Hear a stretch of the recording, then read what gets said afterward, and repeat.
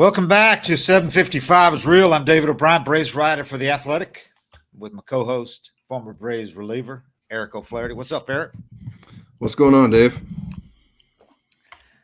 Coming to you live here from L.A., about 2 blocks from the arena formerly known as Staples Center. What is it now?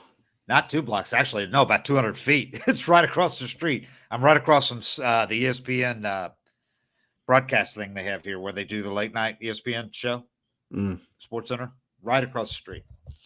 It's called like Cryptocurrency Arena or some shit like that. God Something ridiculous. I'm so sick of this. Oh, that's what it's called, man. Like Cryptocurrency Arena or something. I don't know. Everybody calls it the first name. Yeah, it's Staples Center. Yeah, that's whatever. I mean, Staples was corporate enough. Was corporate, yeah. But it's crypto is so bad that Staples sounds great. It's when it's like like cryptocurrency. Yeah, multiple words.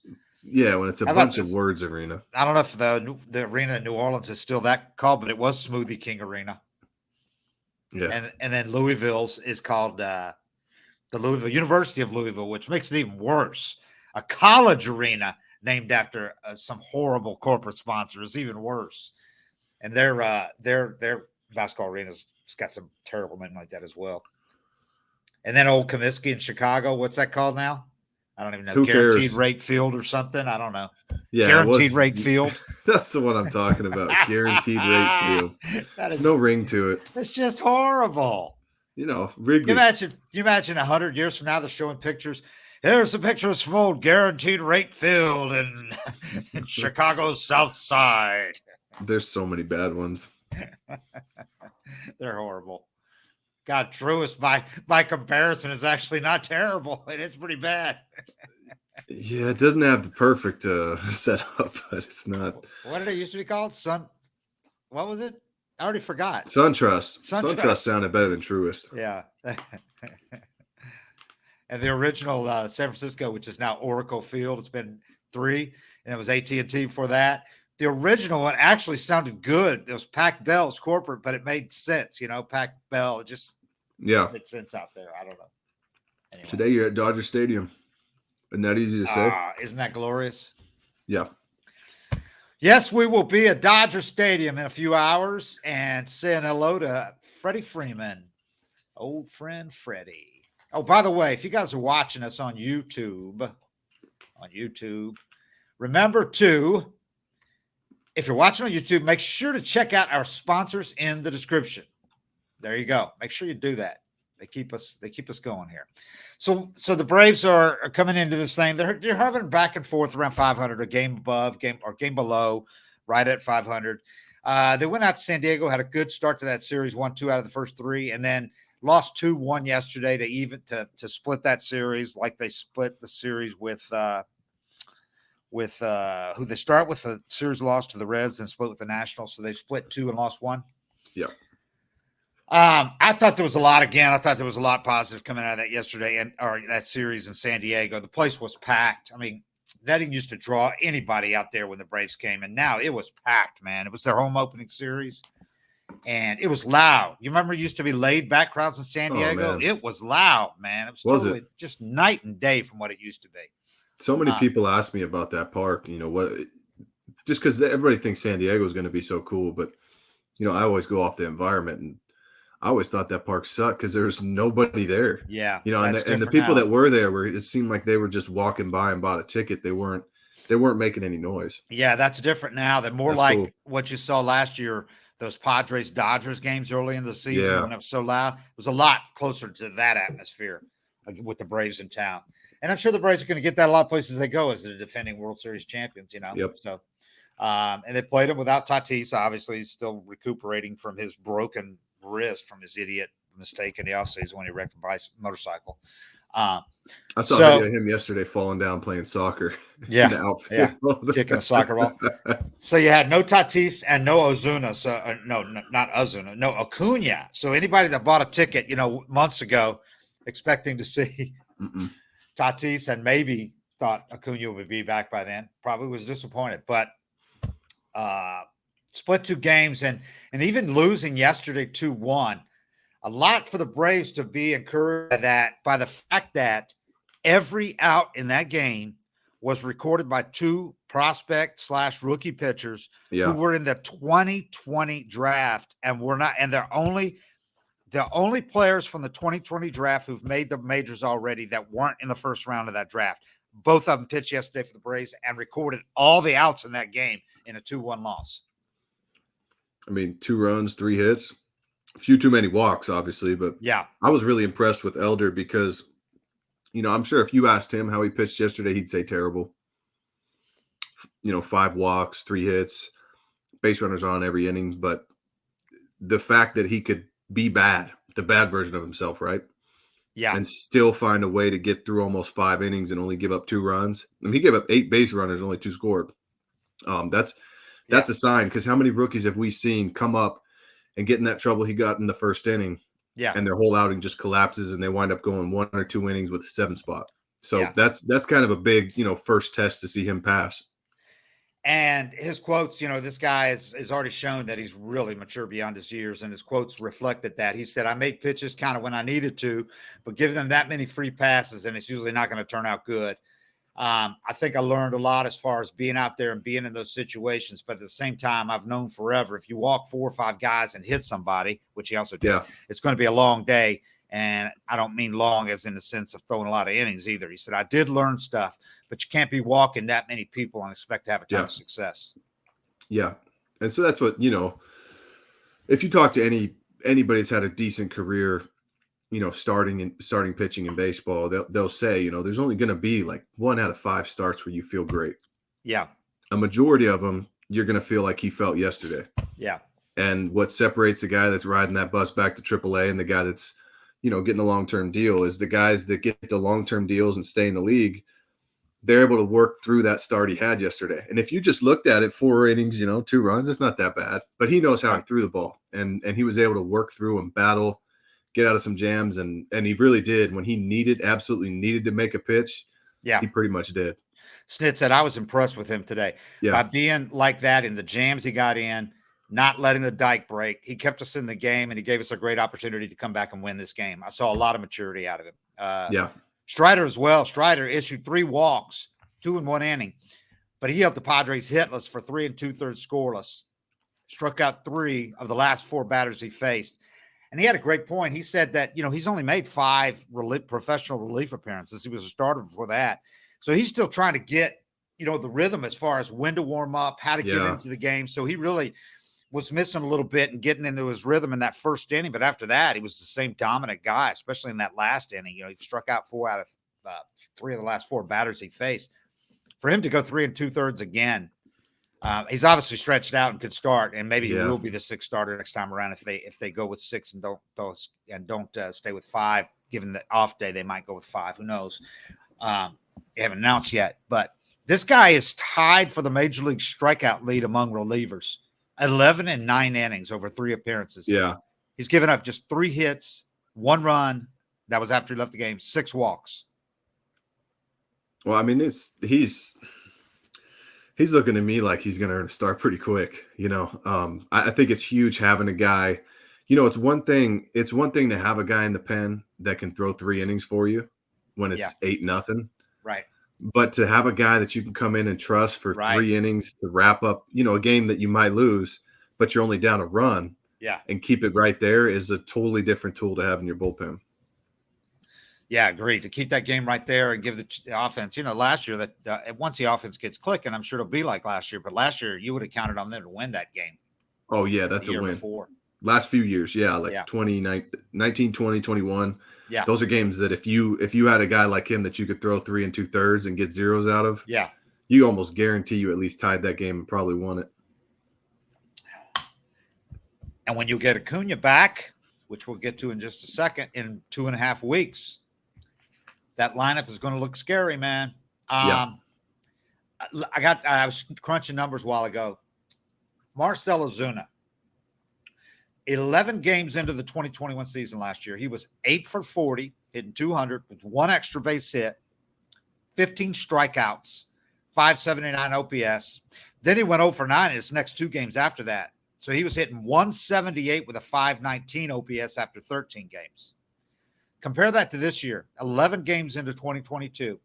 He's 14 for 44, hitting 318, 7 extra base hits instead of 1, 4 home runs, 5 strikeouts in 44 at-bats, a 985 OPS. Leads the majors with 25 hard hit balls. That's 95 miles an hour or higher off the bat. Doesn't just lead him. He's 25% above the next highest in that category, number of hard hit balls. 4-way tie for second with 19 apiece. Matt Olson is one of those 4, along with Rafael Devers, Manny Machado, and Wander Franco. So pretty good company that Ozuna leads. I mean, I'm trying to think, what the strategy is against him, and it's kind of like when he's locked in, because he go through phases where he's not really locked in, and you feel like you can get him out front, off balance, and pitch to him. But when he's locked in, there's not really a weak spot because his swing's short, and it's compact, and he's got so much bat speed. You can't just pitch to one spot against him. You try to pound him in, he can turn on it. You go away. You've seen him. I mean, he will at least lace a ball off the right field wall, but he'll probably hit a homer the other way. He's one of those guys that it's almost like you just don't let him beat you when he's locked in. And, the reason it works so well in the Braves lineups because he's got guys behind him, right? He's got guys hitting. Yeah. But, pretty soon, if I'm attacking the Braves, I'm going to say we got to let d'Arnaud beat us once we get to Ozuna, because Travis isn't necessarily struggling. But you get past Travis right now, the bottom third of that lineup's really struggled. Yep. And I think, he can't keep getting pitched to. They have to see if he's willing to take a walk is what, if I was talking to my staff, that's what I would say. I'd say, look, we got to find out if this guy's willing to walk. I think he's only walked like once this year. Yeah. So he's getting stuff in the zone. He's not going to miss it. So you almost have to just bait him out and see if he'll chase. I tell you what, man, just look for me, a layman looking, his bat is in the zone for so long. He's not one of these launch angle guys that you can get out of rhythm and strike out. Because he's not up there looking at Jack and swinging up. His bat is flat in that zone for so long, and he whips it through there, man. He whips it. He's so strong, he doesn't have to lift the ball to get it out. He can hit a line drive homer. Anything he hits in the air has got a shot to go out. Yeah, he hits it hard, no doubt. His hard hit swing rate, by the way, also leads the majors, 30.1%. So every time he swings, 30.1% of the balls are coming off at 95. Nearly 1/3 of his swings produce 95 or higher. As a team, the Braves have the 4th hit, and here's where it's legitimate to say they've had bad luck, and that's going to change. The Braves have the 4th highest percentage of balls barreled behind the Yankees, White Sox, and Giants, so second in the NL. 3rd highest MLB average exit velo behind the White Sox and Yankees, so highest in the NL. Their expected slugging percentage on 262 batted balls is .516, which was second highest in the majors behind the White Sox. But entering yesterday's games, the Braves had an expected batting average of .525 on hard hit balls, an actual average of .444. That differential between expected and average, 4th highest in the majors. So they're hitting balls right at people. I know people get tired of hearing that kind of thing, but they really are. And conversely, their pitchers are getting a lot of soft contacts that hits are dropping in for singles. Well, I think that's what's so frustrating for hitters in today's game and why the banning the shift has been brought up because of that whole, you pitch them and position the same. Those two things work together. So you're playing a guy a certain way and then you pitch him how you're playing them. Yeah. And guys can get their pitch and hit it hard right into the shift or, they play you shallow in left field because they know you don't drive the ball the other way and you get that blooper and they're able to come in and catch it. They have so much data right now that has made it extremely hard on hitters to get knocks. I'm still in the camp of you should bunt and slap the ball the other way and do that stuff if they're giving it to you, but it's a lot easier said than done against 100 miles an hour and a lot of the stuff these guys are facing. But I was watching the Dodgers game yesterday and Freddie came into the game hitting like, 200 something, real low 200s. And they were saying the same thing, how he had been hitting the ball really hard. Yeah. Next thing you know, he gets a couple of soft singles and then hits the ball hard and it falls in. He winds up going 4 for 5 and he's batting .340 now. Just like last year, the way he started. Just like last year. So, that type of stuff, it can flip pretty quick. All you can do is hit the ball hard as a hitter. Yeah. The Braves pitchers entered Sunday with the 3rd lowest hard hit rate in the majors, 33.6%. but their 4.64 ERA today is 7th highest in the majors. So, those two don't obviously square. And Right. you would think there'd be some correction eventually with that. Yeah. All right. We got Freddie Freeman tonight at Dodger Stadium. Obviously, there's going to be a lot of excitement at home, people watching this. But the general reaction I got from talking to people is, you know what? We've moved on now that the season started. We've gone through spring training. Now the season's starting. They're focused on play, and they're not focused on Freddie. The guys love Freddie, but they're not. They really weren't thinking about that coming in. They were thinking about San Diego while they were down there. And I'm sure it's going to be weird when they first see him in a Dodger uniform, but they're going to get over that pretty quick and realize we're facing a really good Dodger team and getting down to business. It's not going to be like a sentimental coming, hey, Freddie tour stop here. It's going to be baseball pretty quick. Yeah, let's go beat his ass. I mean, you're not going to just groove one because you missed the guy. Yeah. I mean, you're used to it in pro ball. Your teammates get released, guys you really like, teammates get released, teammates get traded, guys get called up to the big leagues.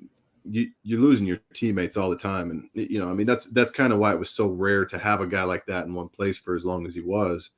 But once the season starts, usually, if a guy gets traded in spring training, you miss him or whatever, or if he signs with somewhere else, you kind of notice it in spring training, but it's just spring training. Once the season hits, you're like, wow, they're really gone. Yeah. And then you play 2 or 3 games and you're so wrapped up, even in the season in general, you're so wrapped up in each day that it probably feels to most of those guys like Freddie's been gone 2 years now. Yeah. Yeah. A lot was made of Dansby's comments at spring training, when he said nobody should wear Freddie's jersey, and somebody misquoted him as saying that nobody will use his locker. He never said that, and they're obviously not doing that. Darno's using his locker, so that was all a bunch of BS. But I did ask Dansby about, what's it going to be weird to see him and all that, and Dansby said, I don't know. He goes, it'll be good to see him. First of all, we've texted and talked about like my wedding coming up. He's getting married in December. Dansby is. I've been giving him a hard time, telling him he better be there, that kind of stuff. Because I don't know. I feel like both parties at this were big boys. We're big boys. We're grown ups. Moved forward. He's able to come back home. Freddie's from out here, obviously. He said we've got a phenomenal guy over there at first base too. It'll just be good to see him. I always like seeing him. Talking about the phenomenal guy being Matt Olson, of course, who's off to a very strong start with the Braves. Yeah, well, you definitely miss him a lot more if you called the dude up from AAA that can't pick it and he's hitting $175. Right. I mean, like we talked about so many times when it first happened, is they did it in the one way that can make you forget pretty quick. Yeah. AJ Minter, he obviously knows he's probably going to face Freddie at some point during his series, being lefty and all that. He said, I was thinking about that. He goes, I don't think I've ever faced him. He said, not in live BP, spring training. I don't think I ever faced him at all. He goes, I'm looking forward to it. Definitely got to watch Freddie a lot over the past few years. So hopefully it's going to be a new experience facing him in the next few days. Charlie Morton, he's got a great perspective on everything, being around forever, and he's just such a thoughtful guy. And Freddie is 6 for 12 with a double and a homer against Charlie. Most of that before Charlie became a really good pitcher. But Charlie said, I don't like pitching against former teammates. I don't like that. He goes, but I don't really think about guys like that, people that I play with, especially a guy like Freddie too. He goes, about an at-bat or a game, or maybe a game where I face him. He goes, it's more of my hope for him is that he's in a good spot and that he gets to the spot where he loves it and feels at home and settles in out here, because he gave everything he had to the Braves. There's always going to be a part of him that's stuck with the Braves, and I just hope he gets to a spot where he's at peace with it. I like that. Yeah. I remember the first time I faced – so playing with Freddie, it was one thing, but then the first time I faced him was when my respect for him as a hitter really grew. Because I made some damn good pitches to him and he fouled them off. Yeah. And it was I got him out. I think both at bats I got him out, but they were battles. Like it took everything I had out of me to get this guy out. And normally lefty, that's your break. And you get ready for the righty you're going to have to battle with. But I threw him everything I had, and it was like, I'd nut a pitch, sinker, coming back, starting as a ball, down and away, right where I wanted it to, hit the glove, and he'd just stick his ass out and flick it into the, the third base dugout. Yeah. And, as a pitcher, you're like, I can only do that so many times out of 10. Yeah. And he just burned 4 of them, so eventually I'm going to make a mistake. And the second at bat I faced him, I did make a mistake, but he just missed it and flew out to the warning track in center. But you go through a battle like that with a guy. Sometimes it's really nice to play against the guy you've played with for a long time because your respect really grows and you're like, damn, all right, I get it now. That reminds me of the at bat that Hosmer had yesterday against Strider. Oh God, he does that 12 every pitches. Yep. 12 pitches, man. He fouled off 12. I think it was 12 balls yesterday against Hosmer and Elder. I mean, against Strider and Elder. Something to be said about that. You know, those tough at bats that guys just never give away. You know, giving away an at bat. There's nothing better like coming out of the pen or something, and the guy swings first pitch, grounds out to shortstop. Yeah. You're basically just like, okay, now I just have to throw 2 outs and I get credit for a whole inning. Right. But when the first dude makes you grind and you've thrown 13 pitches and you got, even if you get them out, you're still looking at a long outing to get through it. So lineups that are full of guys like that are really a pain in the ass. Smith said about Freddie, he goes, I'll be honest with you.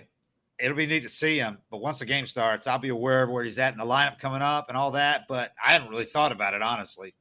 Yeah. Smith, you know, as a guy who said, I'm close friends with him a good rest of my life, but that he's just not thinking about it, hasn't been thinking about it. So basically the gist of everything was they've moved on and that's past and they're going to get this out of the way. And then it's not going to be weird facing him after this.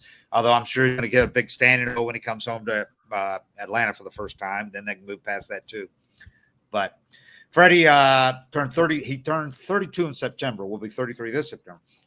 He's off to a good start with the Dodgers after that game you talked about yesterday. Now he's hitting 324, 3 doubles, 3 walks, 786 OPS through 9 games. But Olsen, altogether different what he's done so far. He's hitting 421, 4 doubles, 2 homers, a major league lead in 11 walks, and a 1235 OPS in 11 games. That includes 6 multi-hit games in 11. Well, that's another thing too, you know, with Olsen swinging the bat that way. You can only have so many guys you're not going to let beat you in the lineup. So like what I was saying earlier with Ozuna, ideally he'd be a guy, the way he's swinging it, where you say, we're not going to let him beat us. Right. But you already did that with Olsen. That's why he's walked so many times. Right. So, I mean, especially getting Acuna back, this lineup's going to be fine. Obviously, they're 2 of the best defensive first basemen in baseball. Some think they are the best first baseman in baseball. Freddie won a Gold Glove in 18. Probably should have 1 or 2 others. Olsen's won 2, 18 and 19. And some people that see him now say he is the best defensive first baseman. But he turned 28 last month. Charlie said he's great in the clubhouse. Talking about Olsen. Talking about Matt Olsen. He said, and Charlie valued chemistry like more than anybody. I mean, it's huge with him. He said, I mean, he's calm, he's friendly, he's a great fit. If it had to happen that way, I love watching him play. I love having him in the clubhouse. I've played against him a few times when we were with the Astros in the West, AL West, and I faced him with the Rays. So I've been paying attention to him. And when I heard there was interest, I thought, man, if it has to come to Freddie going somewhere else, I can't imagine having a better replacement than this guy. So, nope, that sums it up. Yeah. Hey, Cam, you got some ads to read real quick? Yes, I do. Hey, make sure that you join the largest professional network in the world with over 770 million people at LinkedIn.com. If you use our promo code REAL, that's REAL. For those of you who own small businesses and are looking for the perfect candidates, you can create your first job post for free at LinkedIn.com using that promo code REAL. Make sure you use that promo code. I'm looking for a new job, considering as much crap as I get from David and Eric. So I implore you, please use the promo code REAL on LinkedIn.com, where nearly 40 million job seekers, including myself, again, after all the crap David and Eric give me, visit LinkedIn to find new jobs. And listen, you may want to celebrate that new job or hiring a new candidate. Crack open some steaks from Omaha Steaks. If you use our promo code 755REAL, that's 755 REAL, you get 50% off of your order plus 12 free steak burgers. Look, it's a company that's been around for over 100 years. David loves their products, and you will love their product as well. And if for some reason you don't, they have a 100% money-back guarantee. I don't know why you'd be unsatisfied with it. It's phenomenal. Steak, chicken, pork, appetizers, orders. I mean, everything you can think of is there. And lastly, before we get back to the show, listen, ED is more common than most people think. In fact, 52% of men between the ages of 40 and 70 will experience some form of ED. It's time to get the intimacy back. And with Roman, get it back, man. It ships to you free with 2-day shipping. It's straightforward, convenient, and discreet. And all you have to do to get started is go to getroman.com/755. That is 75 and 5. Once again, if you go to getroman.com/755, you get your order discreetly with 2-day shipping. And if you're prescribed, you get $15 off your first month of ED treatment. Don't let your ED go untreated any longer. Now's the opportunity to use the code 755. Make sure you have confidence and control. Roman ready. And that's so you're ready when intimacy arrives, right? When intimacy arrives, you are ready. You're all set. I mean, You're all set with 755. Yeah, you're not just like standing there, so that you're not intimate. Yeah. See, Cam's one of those guys that would have to go back to AAA because all the shit everybody's giving him in the clubhouse would get to him and he'd lose his confidence. He wouldn't be ready when intimacy arrives at all. No, nope. I'd choke. All right. On that note, the Braves weren't really thinking about facing Freddie, but I tell you what they are thinking about: getting Ronald Acuna back. Folks, we got a date. We got a rehab start time, and we got a date for the return. He is going to play tomorrow night, Tuesday night, for the Gwinnett Stripers at Jacksonville. So if you live in the Jacksonville area, you might want to get out there and see Ronald Acuna's first game since last July, because he's going to play, weather permitting. And there's no bad weather, I think.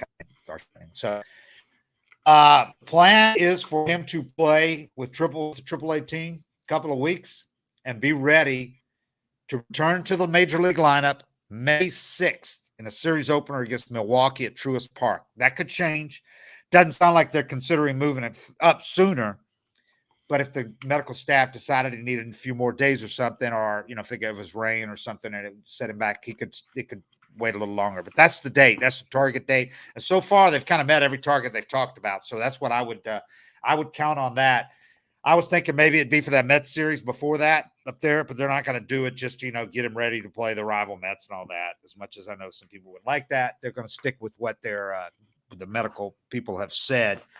And medical people don't really care about who they're playing this or that game. And May 6th is the target date. Well, that'd be nice. That's big news, man. Yeah. You could get Rosario out of the lineup, and he's really struggled. The plan was to move him over to left field, but they got to get him going. So he's really struggling. But just adding Acuna, removing one of those three guys that's really struggling at the bottom of the lineup, and adding one of the best bats in the baseball to a lineup that's had 5 or 6 guys going now. So it really should be a huge boost, especially with Albies doing what he's doing in the leadoff spot. He had 4 homers in 5 games before yesterday. Yeah. If you could move him down in the order a little bit where there's a runner on base when he comes up, he could do some damage. Yeah, I'm looking at it, trying to think how I'd lay it out. Yeah, but, you have to bat Acuna leadoff. He's going to. Yeah, Snip made it clear yesterday. I asked him about that. With Ozzy doing what he's doing, Snip made it clear. Ozzy steps aside when Acuna gets back, because Ozzy he's got 4 home runs, but he's got more homers than singles this year. It's not like he's getting on base a lot, a ton. Yeah. He's not. He's hitting for power. And just, whatever it is that clicks with Acuna in the leadoff spot, you don't want to mess with that. Yeah. Snit said, I'm sure he's excited to play a real game under the lights and all that, talking about the Tuesday night game at Jacksonville. Yeah. He said it's going to be some kind of boost for this club when he gets back at the top of the order. And that's when I said, about Ozzy. I said, so just we're clear. It's not going to be like a transition with him going back to leadoff and Ozzy staying there for a while, right? And he said, nope. Snit said, because Ozzy leads major league hitters right now, major league leadoff hitters with 4 homers, by the way. All of those in the last 5 games before yesterday. Didn't homer yesterday. But Acuna's combo of speed, power, higher average, and OBP, it's just such a formidable challenge for pitchers to start games, man. They go up there. I know they go up there thinking about, okay, I cannot make a mistake to this leadoff guy. The first pitch he's going to hit out if I do. Yeah, then you got to deal with Olsen, and he's on second if he missed it, with a double. And you're not losing. Yeah, you're not losing any power either. You can be excited about Ozzy's leadoff homers, but you're not going to lose any power. But you're going to get just as many leadoff homers from Acuna. And the whole thing is just that once you get one of those spots out of the bottom of the lineup that's really struggling, and maybe Dansby gets going, you really got your hands full as a pitcher. Albies has more homers than singles. He's got 3 singles, 5 homers. Or or 4 homers. 4. He's got more than twice as many strikeouts as walks. So he's not, really a typical leadoff guy, even though he's dangerous there, obviously, and he's sparked them. Ozzy's had runs where we've hit him leadoff, and he's really done well too, Snit said. But yeah, he's going to move aside when Ronald turns. I think Ronald really likes leading off. Ozzy's a versatile player within a batting order because he can hit in a lot of places. We've hit him 4th. We've hit him about everywhere, and they have. Yeah. Especially at all 4 of the top spots in the order. Well, that's another reason to do it too, because he's hit everywhere. Yeah. There's not a spot in the lineup you put him in that he doesn't hit. Snit said, I don't think that the spot is going to change Ozzy's approach or anything. No. When he gets it going like that, get him down with some guys on base, knock him in. The kid drove in over 100 runs last year. He provides you a lot of versatility in an order. And I looked at the numbers from last year. Albie's hit 259 with career highs and 30 homers and 108 ribbies last year. Had more than 100 plate appearances at each of the first 4 spots in the order last year. But his most PAs, most plate appearances, and by far his best average and his best OBP, best slugging percentage, all came from the 3rd spot in the order. He had 296 last year at the 3rd spot with an 860 OPS, 48 ribbies in 54 games from that 3rd spot. Damn, I wouldn't have seen that. No. So I don't know if you put any, weight in that. Do you go Acuna, Olsen, Albies, Ozuna, Riley, something like that? I don't think you can go wrong with those first 5, but man, how about I don't like moving Riley down the way he's swinging it. Yeah, it's this is one of those things though that it doesn't have to make sense if it works. Right. And you can shift them a little bit here and there. You can toy around with it, find whatever blend works the best. And if you have a game where you try something new and you score 7 runs, then you just don't touch it till you need to. I just think I would build around Acuna first and Olsen second, and then from there it's kind of interchangeable parts probably. God, that's a brutal start to the game. Oh man. One guy gets up there, you make a mistake, he's going to hit it out. The next guy's going to make you pitch to him or he's going to draw a walk. And you might have 2 guys on base then. Yeah, then you got Riley and Ozuna to deal with. Yeah. So, by the way, I looked it up. Acuna from the leadoff spot, dude, since the beginning of the 2019 season, 947 at-bats from the leadoff spot, 72 home runs. Damn. From the leadoff spot. Well, but the best thing about him in the leadoff spot is you still have to treat him, especially that first at-bat of the game when he's coming up with no outs. Yeah. You have to treat him like a speed guy, and you can't walk him. Right. Because I don't know how much he'll be running this year, but he could still score from first on a double, even if he's not stealing a bag. And you got 3 candidates to hit a double or homer right behind him. And speaking of that speed, they could use that. The Braves are the only team that hasn't stolen a base so far. Yeah, they've only tried once. Yeah. I asked Snit what he hears about Acuna so far down at extended spring, and he goes, he hit a homer the other way in a scrimmage or extended spring game. He goes, everything's good. He feels good. So everything's been really, really good so far. So. Yeah, I think there'd be more stolen bases with these bigger bases, right? Yesterday, by the way, it wasn't like they were going up against a slouch either, because even though the Braves have hit Hugh Darvish a lot, he's nasty, man. And he yesterday was nasty again for the first time against the Braves in a long time. Ozuna's 7th inning leadoff homer was their only run against Darvish yesterday, the only run of the game. So Darvish, he was really solid yesterday. When you watch Darvish pitch, though, you just don't know how he doesn't do that every time. I know. That's what I said to Justin Toscano, the new AJC beat writer, said, you know what? Watching Darvish, I don't know how anybody hits him. Ever. He's got like 6 pitches, and he's nasty. They're all good. Yeah. That's just, it doesn't make sense to me. But so you can, even if he comes in with a 4.5 ERA, and throws 7 shutout against you, it's nothing to hang your head about. You're just dealing with a dude throwing 97 with curveball, slider. I don't know if it's a split or a changeup. I mean, and all of it's moving a ton, and at high velo. So I don't know. I mean, there's no. It's easy to get shut down by him. I thought the Braves had that series really got off to a good start. The Braves had lost 4 out of 5 games before they came in, and they had scored 3 runs or fewer 5 times in their last 6 games before Friday, the second game of the series, actually. Adam Duvall hits a 2-out, 2-run double in the 8th inning, broke a tie, and then he scored a wild pitch in that same inning. They win 5-2. That was the Padres home opener, packed house. And Duvall doing what he did last year. This guy is clutch. He is phenomenal with runners in scoring position last year, and especially with 2 outs and runners in scoring position. Uncanny how this guy does in those situations. Some guys just, they feed off that pressure, and it almost like, it makes you do less and just accept what the situation kind of, what the pitcher gives you. Yeah. It's like why we talked about it's so hard to close out games. For whatever reason, it feels like hitters try to put their numbers up, fifth up until the 7th or 8th inning. And then all of a sudden you get to the 9th and guys are like, well, if I don't get a hit here, we lose. And then they're willing to do certain things like go the other way. So maybe, coming up with bases loaded and no outs, he thinks I can get a ribby with a sac fly. Yeah. Winds up running into a homer or whatever it is. But some guys, it just seems like pressure almost simplifies the situation for them, where they just think about getting it done for the team. Yeah. And it's not about them. And then they come up and hitting a blowout 8-0, and they're like, trying to pad their stats, and they punch out or pop up. But whatever it is about him, he seems to really lock in when there's pressure. He's 1 for 2 with a double and a walk with runners in scoring position, 2 outs this year. Last year, he did it all year with the Marlins and then the Braves. But after the trade to the Braves especially, he hit 393, 11 for 28 with the Braves in those situations with 4 doubles, 5 homers, and a team best 1433 OPS in those situations after that trade to the Braves in July. I mean, he just killed it in those spots. Snit said he did it all year in 21. He torched us when he was with the Marlins. And then so many big RBIs and big hits for us when we got him again. That was the perfect guy to be up in that spot Friday was talking about. So yeah. Rosario.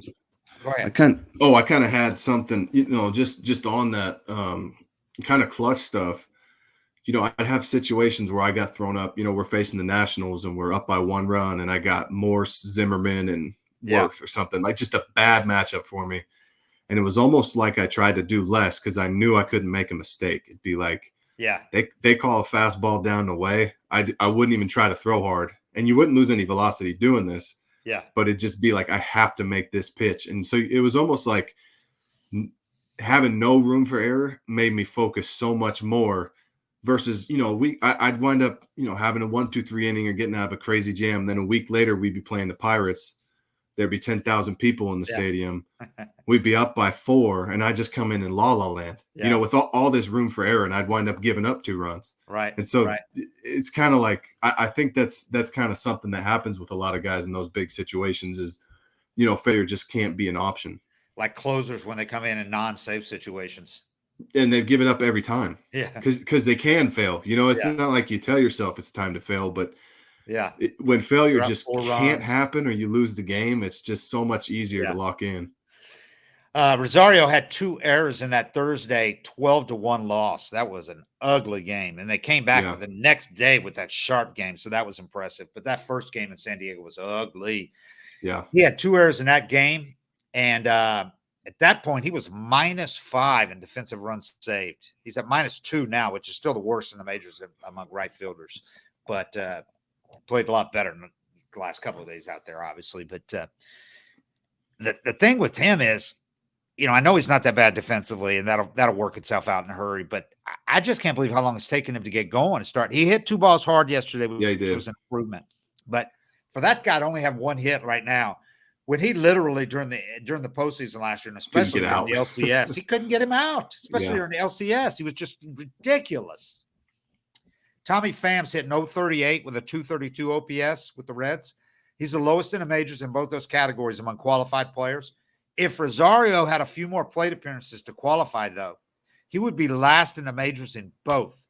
He's hitting 034 with a 186 OPS. That's not OBP. That's OPS. 1 for 29 with a single, 4 walks. Yeah, but, early in the season. I know. If he did it in the middle of the season – and he was hitting 300, then he had a stretch like this, nobody would even notice, really. You drop down to 280. Right. It'd be a slump, but it wouldn't be cataclysmic like it seems when you start the year with that. It's just really bad timing. Yeah. Yeah, it sucks to get off to a bad start because there's no padding for your numbers. I mean, it just shows exactly how bad you are right now. And it's on the big board. It's not like in the old days, it's on the huge video board now. Your ERA is just like your batting average, your OPS, all the stats are up there nowadays on most of the video boards. Back in the day, somebody would have had to look it up to know what you are when you come up. They might have your batting average, but some places didn't even have that. Yeah, so and they post a little paragraph underneath with how bad you are. Only hitter to strike out 11 times this season so far. Yeah. I hated that. Just what it does for your confidence, what it does for the other team.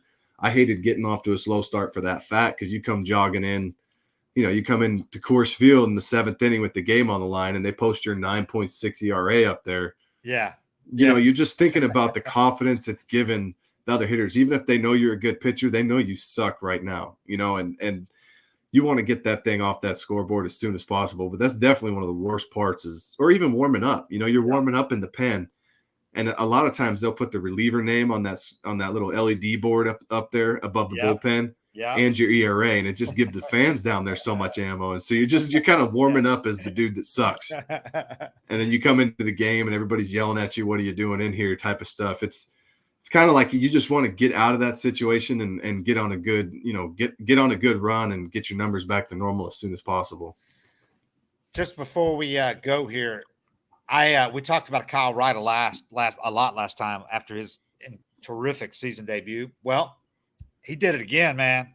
We talked about how it seems like he's turned a corner in his career after that World Series appearance, then a really good spring training, a couple starts, and then a season debut. Well, he did it again, and against the Padres, he came out in a matchup of the 3rd and 5th overall picks in the 2017 draft. The difference being Mackenzie Gore of the Padres, 23 years old. He was drafted out of high school.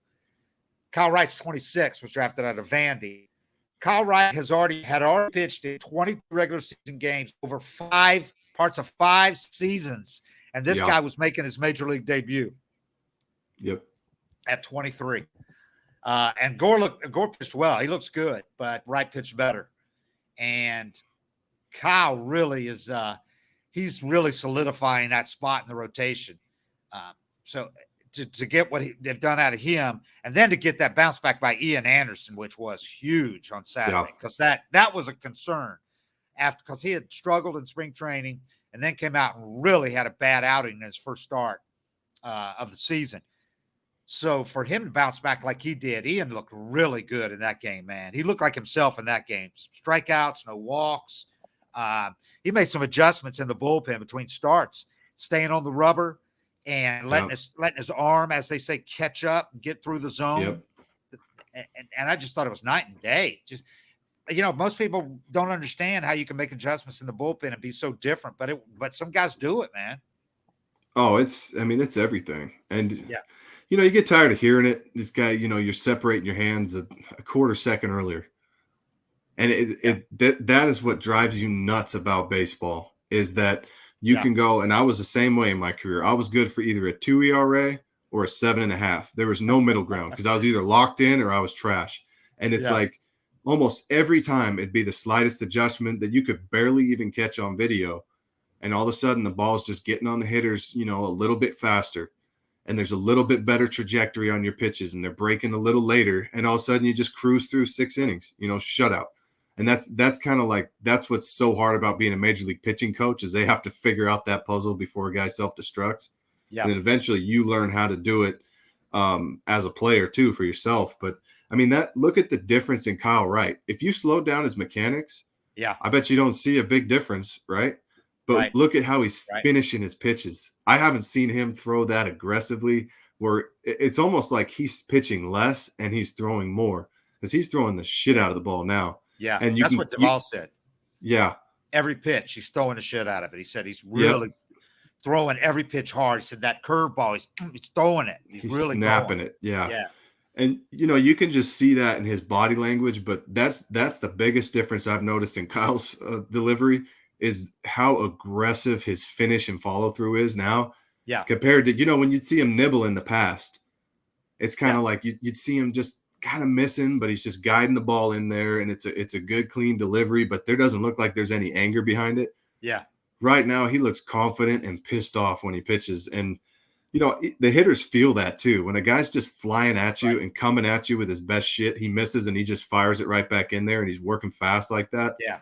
I mean, it can be intimidating for hitters, but that's the biggest difference in him.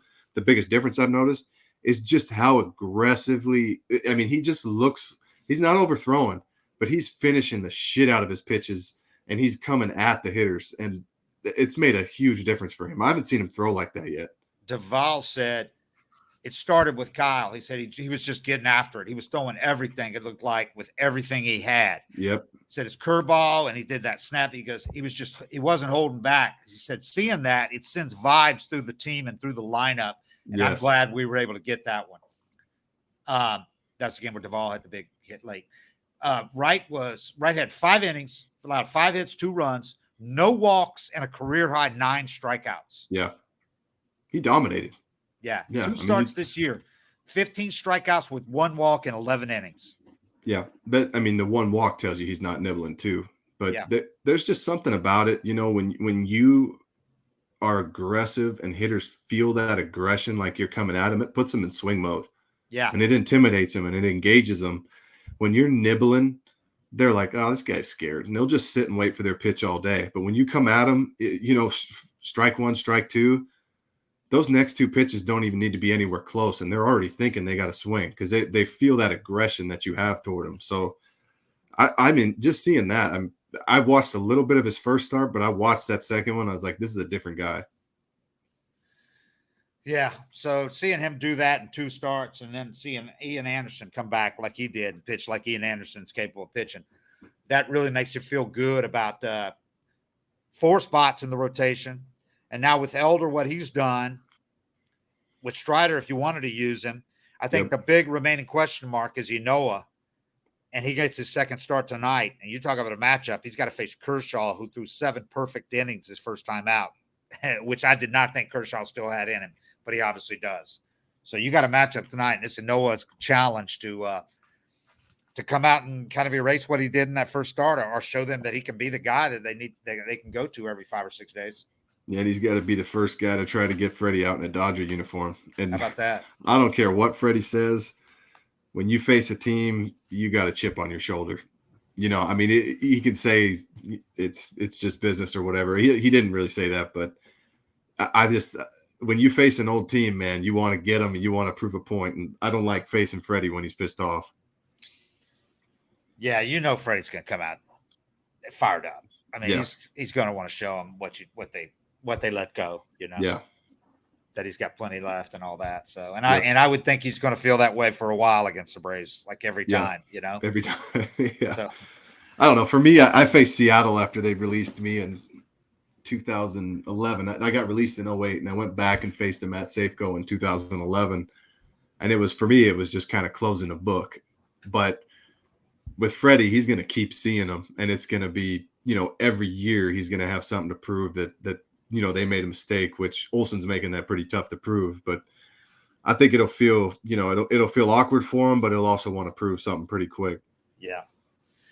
All right. Well, we'll do another one of these. I think we're going to do one of the new rooms tomorrow. If we do, we'll have, you guys can get on board, listeners, and talk live with us. So that'll be interesting after Freddie's first game against the Braves tonight, and it's Kershaw matchup and all that. So, but anyway, thanks everybody. And we're back in full mode now. And it's going to be fun. See what the Braves can do against the Dodgers. 3 games before they go home. And that series right around the corner, and Ronald Acuna coming back soon. So that's it. 7:55 is real, and we're out.